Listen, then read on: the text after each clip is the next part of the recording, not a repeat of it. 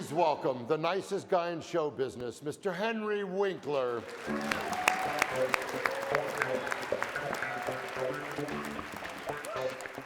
Hi.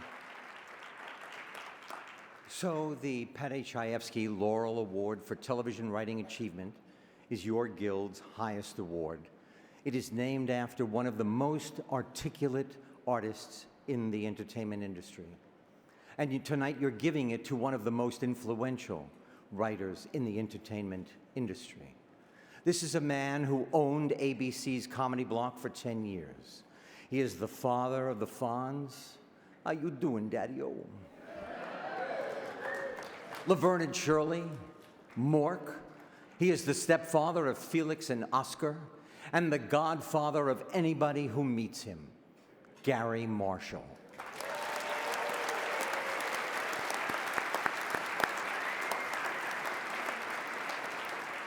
And like the Godfather, he is the man that you go to if you have a problem, no matter what it is, because he will solve it for you. In 1975, we started doing the show in front of a live audience. And I was having trouble with a joke, and I didn't know what to do. And we called Garry, and he came down to the set. And I said, Garry, I don't know how to do this. And he said, don't worry, we'll solve it. And he tilted his head, and 90 solutions fell off the top of it. And now I had another problem, which one to choose, because they were all fantastic. He is warm, he is patient, he is loyal, and he is fiercely protective. 1975, we're on stage 19 again, and I was asked to do a personal appearance in Little Rock, Arkansas. It was my first one. Garry was at the microphone. He was introducing the guest cast at the end of the show. I tiptoed up to him. I said, Garry, can we move this along? I've got to get to the airport. He nodded. He finished. He came up to me. He grabbed me. He put me against the wall. He said, they have every right to be introduced like you do. Don't ever interrupt me again when I am introducing your fellow actors. I said, Garry, I will never say another word you don't write for me. And of course, he was right. I was thinking about myself, and he was thinking about the entire cast. The way he does as a wonderful husband, as a wonderful father, as a brother, as a grandfather. He is just one of the most wonderful men I have ever met in my life. And I have learned so much about being an executive producer and playing softball from Garry Marshall. Garry always said, other people make important television, I make recess. Garry, you make recess very important.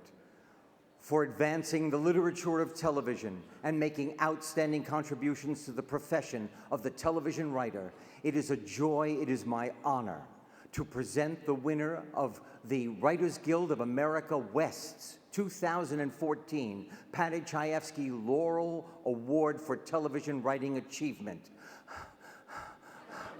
to my dear friend, Garry Marshall.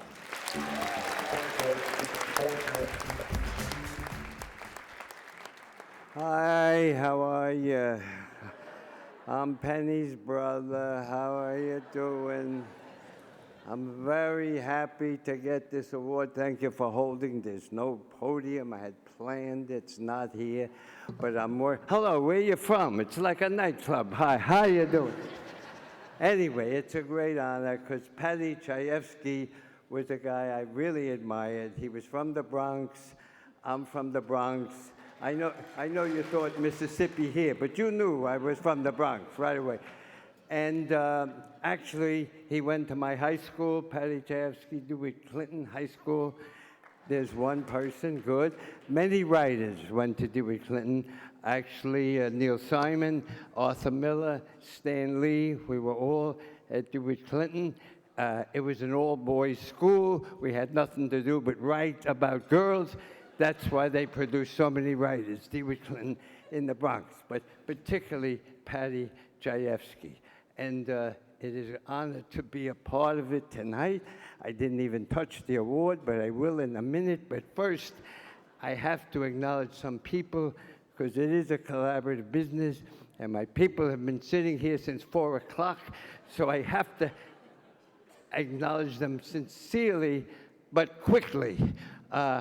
my agent, Joel Cohn, CAA, my manager, Rick Nacida, my mentors, you got to have somebody to help you in this business, Phil Forster, Joey Bishop, Sheldon Lennon, the great and wonderful Carl Reiner, who really made a big change in my career. He was the best, and you saw we worked together, and I had a lot of collaborators. I worked with a partner very well, and my first partner was a very ambitious guy, Fred Freeman, who convinced me to come to Hollywood, and I got here, and I worked with the late, great, really wonderful writer, Jerry Belson, may he rest in peace, and Mr. Bob Brunner, and then the wonderful Lowell Gans, who got me through my TV years, along with Fred Fox. They got me. You always have to have help. And now I am still writing. I'm writing with a nice writer. He's my son, Scott Marshall. We're writing a TV show now. And I think I wrote a book with my daughter, Lori, and I work in the theater, Falcon Theater, with my daughter, Kathleen. Once I found nepotism was not illegal, I made it an art form. And I keep working with the same people. But now I'm also working with the brilliant J.F. Lawton, who wrote Pretty Woman, did nicely with him, and we teamed up again, and we're doing a secret project. I'll tell you on a different time. But I have to acknowledge two people in my life, my sister Ronnie, who you may not know, but she produced all our shows, and my sister Penny, who you all know, who gave up the Clipper game to come here tonight. If you know the score, tell her the score, please, because she's there. And then I don't want to shock you, but I am here with my first and only wife. We're here 50 years, over 50 years together. There's a reason. She's a nurse, and I'm a very bad hypochondriac, so go figure, that's why we're together. And I just would tell you one story. In the old days, I'm older, and they give the Lifetime Achievement Awards late at night. It should be earlier, but we'll get into that later. My bedtime was by the soap opera, but it's okay.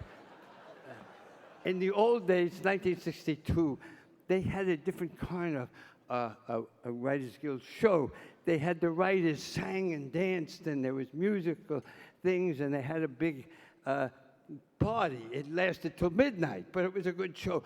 But the way to get ahead in those days was to write skits for the show.